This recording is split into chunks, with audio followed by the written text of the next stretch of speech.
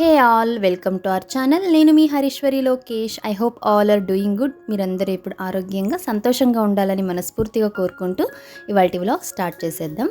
ఈ వ్లాగ్ నా డెలివరీకి ఎగ్జాక్ట్లీ 2 రోజుల ముందు షూట్ చేసింది. ఇప్పటికి టైం కుదిరింది మీతో షేర్ చేసుకోవడానికి.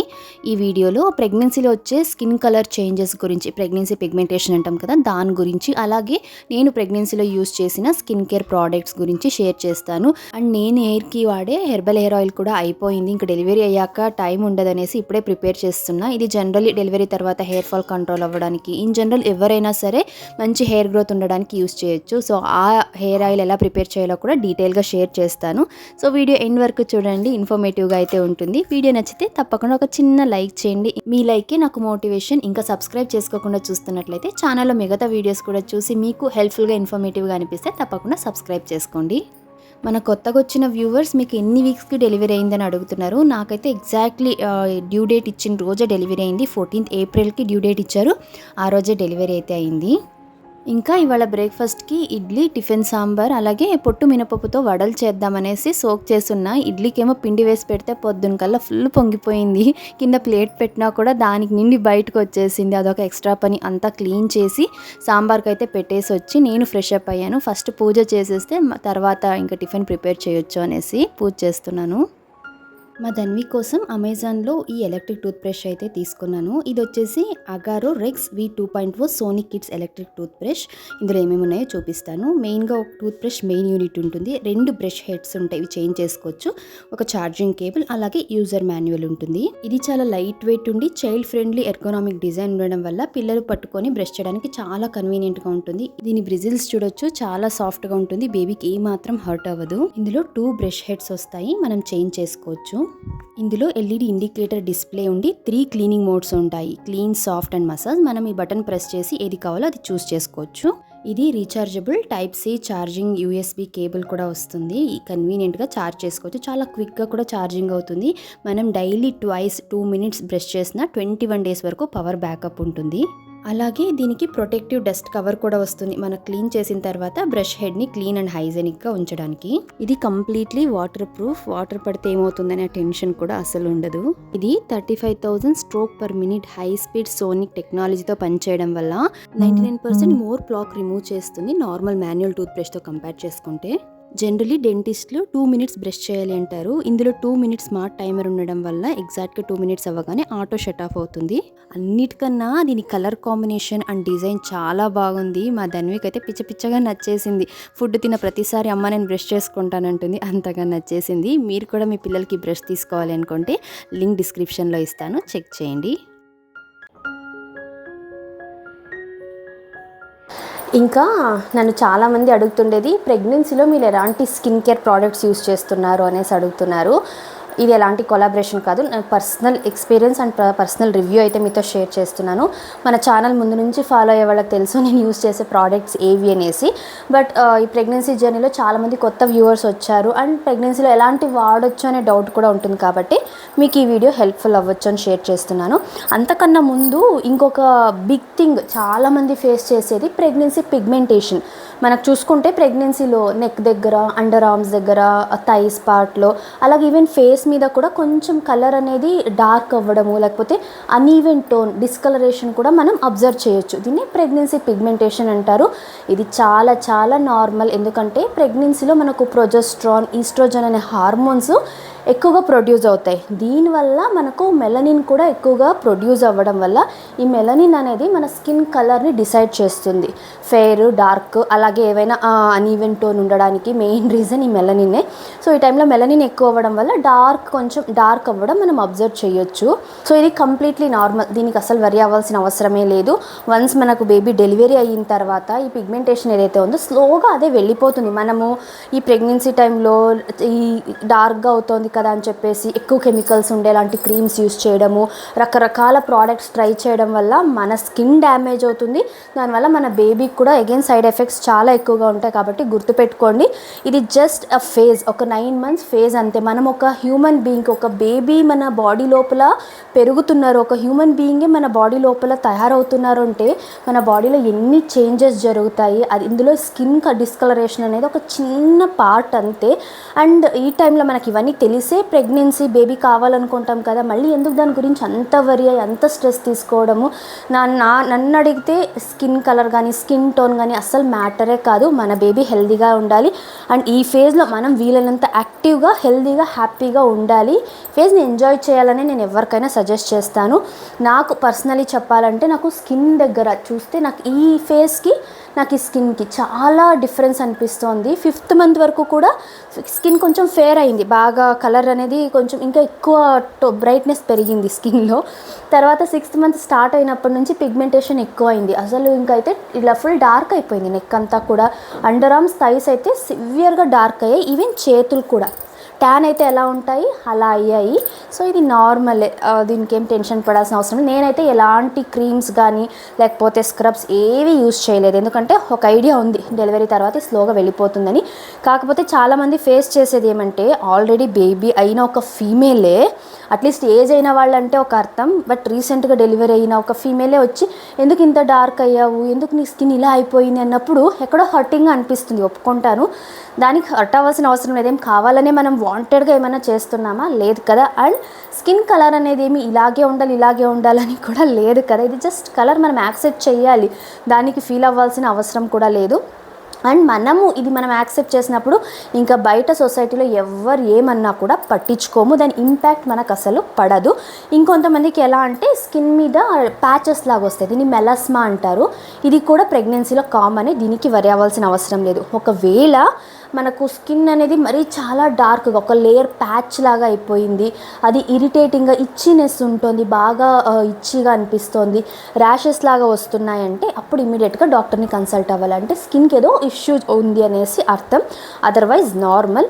నేను ఫాలో అయ్యేది ఏమి అంటే హెల్దీ స్కిన్ కోసం జనరలీ ప్రాపర్ హైడ్రేషన్, మంచిగా వాటర్ తీసుకోవాలి, బ్యాలెన్స్డ్ డయట్ తీసుకోవాలి, మంచిగా ఫ్రూట్స్ బాగా తీసుకొని వెజిటేబుల్స్ బాగా తీసుకుంటే న్యాచురల్గానే మన స్కిన్ బాగా షైనింగ్గా అయితే ఉంటుంది, బ్రైట్గా ఉంటుంది.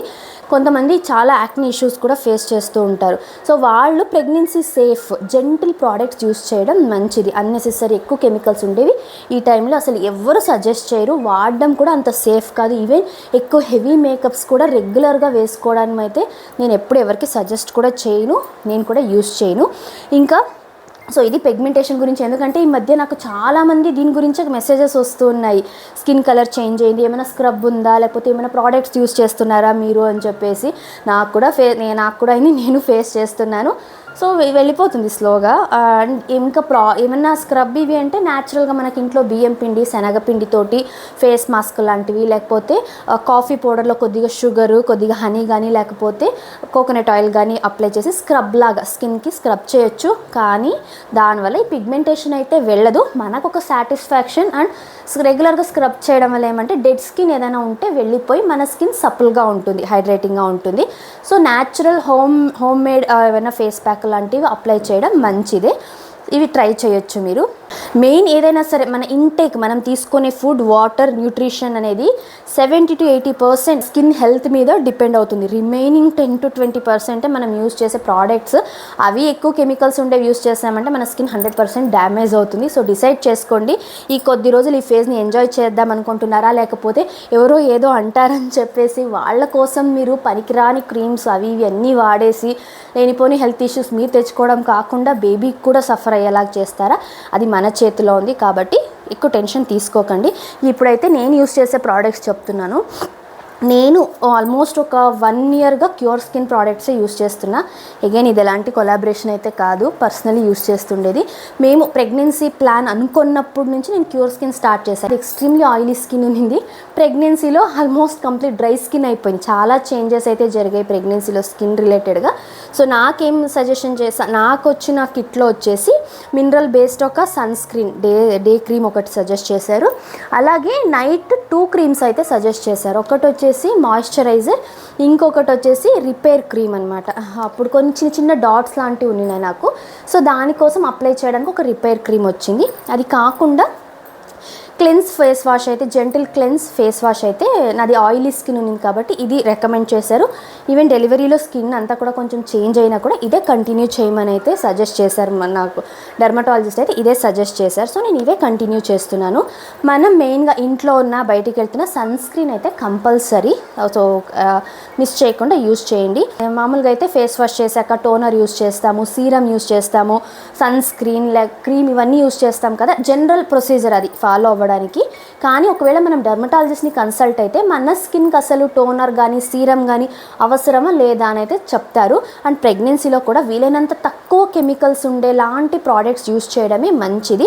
సో నేనైతే ఇవి స్టార్టింగ్ నుంచి నేను కన్సీవ్ కాకముందు నుంచి యూస్ చేస్తున్నా, ఇప్పటికీ ఇవే వాడుతున్నా. ఇవి తప్పించి నేను ఇంకా ఏ ప్రోడక్ట్స్ వాడను. ఏ అకేషన్ అయినా సరే, ఇంకేదైనా ఫంక్షన్ అలా ఉంది అంటే కాంపాక్ట్ ఒకటి యూస్ చేస్తాను, అదర్వైజ్ సేమ్ ఇవే ప్రోడక్ట్సే.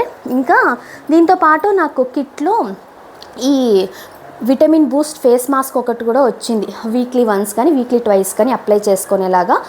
ఇంతకుముందు రెగ్యులర్గా వాడేదాన్ని, కానీ ఒక 6th మంత్ అలా వచ్చినప్పటి నుంచి నేను 15 days వన్స్ అలా అప్లై చేస్తున్నా. ఓపిక ఉండట్లేదు ఇది వేసుకోవడానికి కూడా. అంతే, ఇవి కాకుండా నేను ఇంట్లో ప్రిపేర్ చేసిన మాస్క్ ఏవి వేసుకోవడం లేదు. ఎందుకంటే ఆల్రెడీ టయర్డ్ అయిపోతున్నాం చిన్న చిన్న పనులకి. ఇంకా అవన్నీ ప్రిపేర్ చేసి వేసుకొని అంత ఎనర్జీ లేదు. డెలివరీ తర్వాత ఏమైనా ట్రై చేస్తే డెఫినెట్లీ మీతో కూడా షేర్ చేసుకుంటాను. ఆల్రెడీ మన ఛానల్లో కొన్ని హోమ్ మేడ్ ఫేస్ ప్యాక్లు కూడా షేర్ చేశాను, కావాలంటే అవి కూడా చెక్ చేయండి. సో ఇవి నేను వాడే స్కిన్ కేర్ ప్రోడక్ట్స్ అయితే. ఇంక ఇవి కాకుండా లిప్ బామ్ గురించి కూడా అడిగారు కదా ప్రెగ్నెన్సీలో. నేనైతే 100% న్యాచురల్, ఇది Kaumudi saffron and rose tinted lip balm. ఇది కొంచెం మనకు ఎలా ఉంటుందంటే లిప్స్టిక్ వేసుకుంటే ఎలా ఉంటుంది అలాగే ఉంటుంది, కానీ న్యాచురల్ లిప్ బామ్. ఇది చాలాసేపు ఉంటుంది. నేను ఆల్మోస్ట్ డైలీ అప్లై చేస్తాను, మార్నింగ్ ఈ ఆఫ్టర్నూన్ ఈవినింగ్ వరకు కూడా మనకు ఆ మాయిశ్చర్ అనేది అలాగే ఉంటుంది. నేను ఇది యూజ్ చేస్తున్నా. మీకు ఈ ప్రోడక్ట్ లింక్స్ కావాలంటే డిస్క్రిప్షన్లో ఇస్తాను, చెక్ చేయండి. సో ఇది నా స్కిన్ కేర్ గురించి అయితే. ఇంకా అదర్వైజ్ నేను ఇంకెలాంటి స్కిన్ కేర్ నేను పర్టికులర్గా ఫాలో అవ్వను. మనకి ఈ టైంలో స్కిన్ కొంచెం హెల్దీగానే ఉంటుంది, ఎందుకంటే మంచిగా వాటర్ తాగుతాం, మంచి ఫుడ్ తీసుకుంటాం, ఫ్రూట్స్ బాగా తీసుకుంటాం కాబట్టి స్కిన్ హెల్దీగానే ఉంటుంది. నా ఫస్ట్ ప్రెగ్నెన్సీలో కూడా పిగ్మెంటేషన్ ఉన్నింది, కొంచెం స్కిన్ కూడా బాగా డల్ అయ్యింది. ఈసారి కొంచెం స్కిన్ ఎక్కువ ఏం డల్ కాలేదు, కానీ పిగ్మెంటేషన్ ఉంది. కంపారిటివ్లీ చూసుకుంటే యాక్ని ఇష్యూస్ అన్నీ కూడా నాకు ప్రెగ్నెన్సీలో తగ్గాయి. సో నేను అనుకుంటా మోస్ట్లీ సప్లిమెంట్స్ వల్ల, మంచి ఫుడ్ తీసుకోవడం వల్ల అనుకుంటున్నాను. సో ఇది నేను ఫాలో అయ్యే స్కిన్ కేర్ అయితే. ఇంక ఇప్పుడైతే హెయిర్ ఆయిల్ ప్రిపేర్ చేయాలని అన్ని ఆయిల్స్ అయితే తెప్పించుకొని అన్ని రెడీ చేసుకున్నాను. వీడియో కూడా ఎప్పుడు వస్తుందో తెలియదు, మోస్ట్లీ డెలివరీ తర్వాతే రావచ్చు, ఎందుకంటే ఇంతకుముందు షూట్ చేసిన చాలా వీడియోస్ ఇంకా పెండింగ్లో ఉన్నాయి. 1 by 1 వీలైనంత వరకు ఎడిట్ చేసి పెడతాను, ఎందుకంటే ఏ ఇన్ఫర్మేషన్ మిస్ అవ్వకూడదు.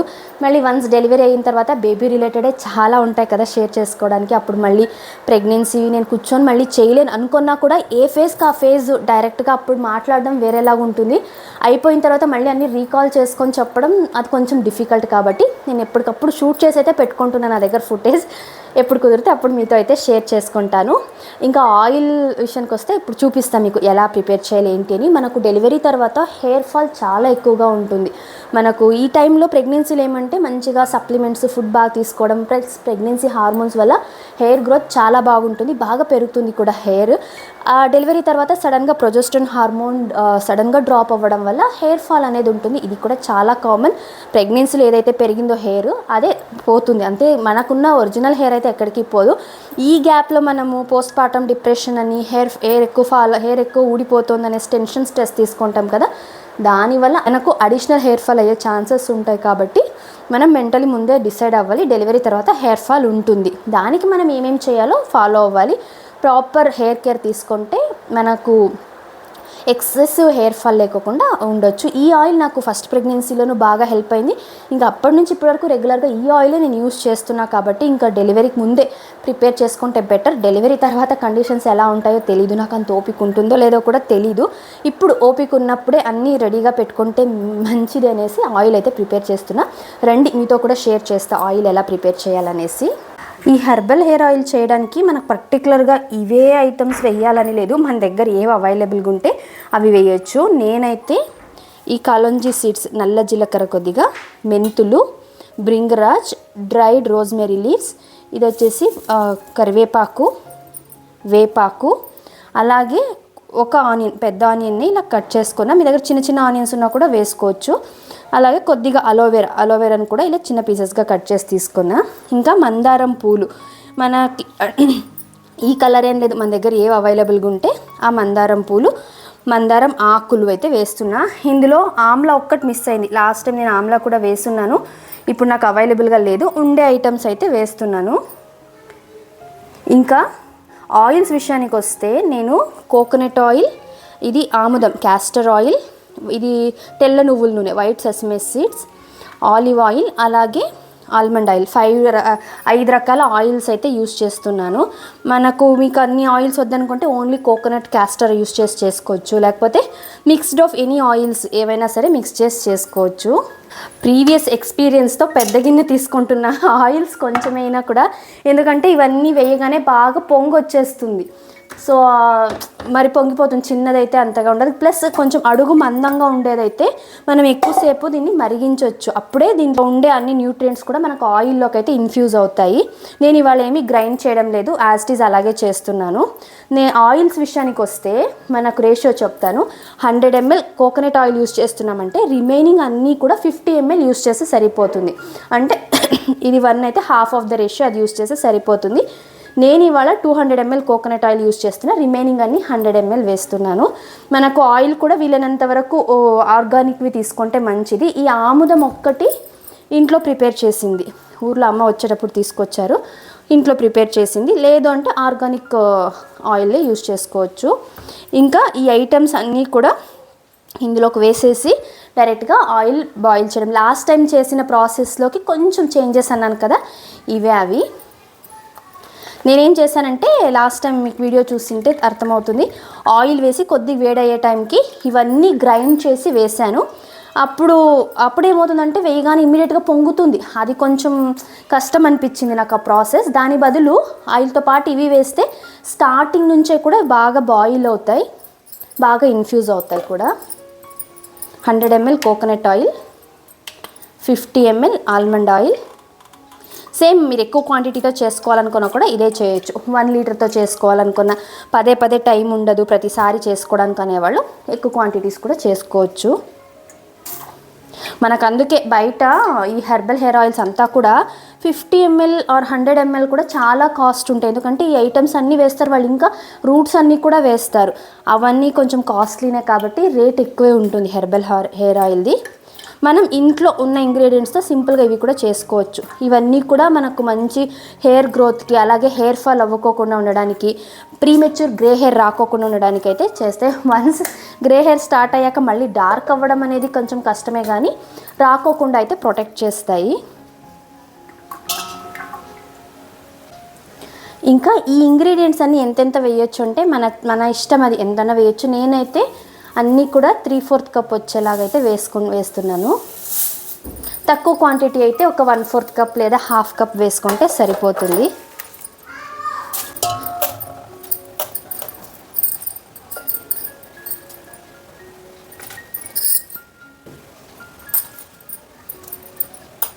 అండ్ చెప్పడం మర్చిపోయాను, ఇందులోకి కొన్ని డ్రై రోజ్ ఫ్లవర్స్ కూడా వేస్తున్నా, బాగా ఎండిండేవి ఎండబెట్టున్నాను, తెచ్చి వేసేది మర్చిపోయాను. ఇప్పుడు ఈ ఆయిల్స్ ఇవన్నీ కూడా మిక్స్ చేశాక మీడియం ఫ్లేమ్లోనే, లో టు మీడియం ఫ్లేమ్లోనే బాగా మరిగించాలి. దగ్గర ఒక 20 minutes to half an hour అయినా కూడా బాగా మరగాలి ఇవన్నీ మిక్స్ చేసుకుంటూ. అప్పుడే బాగా ఇవన్నీ కూడా ఇన్ఫ్యూజ్ అవుతాయి ఆయిల్లో. మనకే ఇల్లంతా కూడా మంచి అరోమా వస్తుంది ఇవి బాగా బాయిల్ అయ్యేటప్పుడు.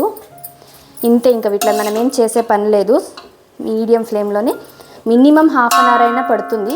ఇంకొకసారి ఇంకా ఎక్కువ ఉంటే ఆయిల్ ఇంకా ఎక్కువసేపు కూడా అవుతుంది. ఇంకా ఈ ఆయిల్ మరిగేలోగా లంచ్కి అయితే ప్రిపేర్ చేస్తున్నాను.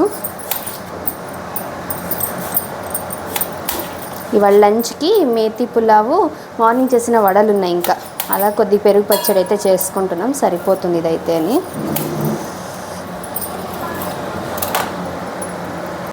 బ్యాక్గ్రౌండ్లో మా ధన్వి అరుపులు వినిపిస్తున్నాయా? దాన్నైతే అస్సలు ఎవరితోనూ స్నానమే చేయించుకోనని మొండికేస్తోంది. ఇంకా ఫస్ట్ నుంచి ఎలాగో కొద్దిగా అడ్జస్ట్ అయింది, కానీ ఇంకా దగ్గరకు వస్తూ అమ్మ ఇంకా ఎన్ని రోజులు ఎత్తుకోవు, స్నానం చేపివు నాకు అనేసి క్వశ్చన్ చేస్తోంది. ఇప్పుడైతే పాపం చెప్పిన అర్థం కాదు. అర్థం చేసుకొని చాలా వరకు ఈ 9th మంత్ స్టార్ట్ అయినప్పటి నుంచే కొంచెం బాగా మొండికేస్తుంది. దీన్ని మధ్య మధ్యలో కలుపుతూ ఉండాలి. మనమేమి అరగంట సేపు ఇక్కడే ఉండి కలపాలని లేదు, అందుకే పెద్ద గిన్నె తీసుకోవాలి. చిన్న తీసుకున్నాం అనుకోండి అది బాగా మరిగే కొద్దీ పొంగిపోతుంది. మళ్ళీ మనం దీని ముందరే ఉండి చూసుకోవాల్సి వస్తుంది కాన్షియస్గా. అలా అవ్వకూడదంటే కొంచెం పెద్ద గిన్నె తీసుకుంటే మేలు. అందులో సమ్మర్ కదా అస్సలు నిలబడలేము, విపరీతంగా చెమటలు పట్టేస్తున్నాయి. చూసారా ఆల్మోస్ట్ 3/4 వరకు కూడా వచ్చేసింది. ఇంకా చిన్న గిన్నె పెట్టింటే అంతే కథ పొంగిపోయిండేది, లేదా ఇక్కడే కూర్చొని ఉండాలి కాళ్ళు నొప్పులు వచ్చేంత వరకు.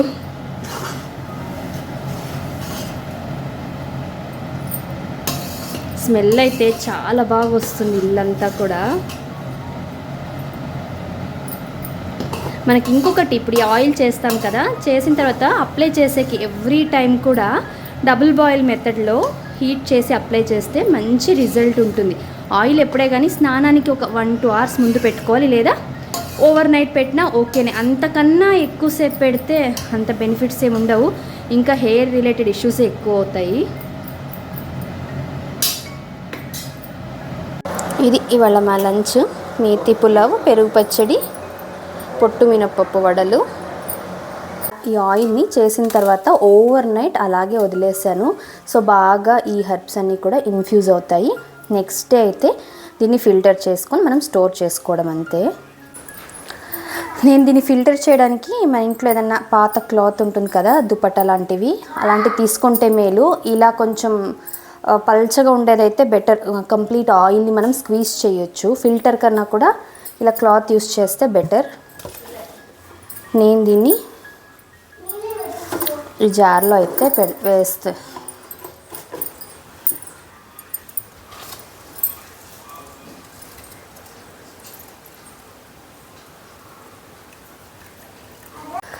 ఇంత ఆయిల్ అయితే వచ్చింది ఫైనల్గా. సో ఇది ఇవాల్టి వ్లాగ్ అయితే. వీడియో ఇక్కడితో ఎండ్ చేస్తున్నాను. See you all in the next video. Bye.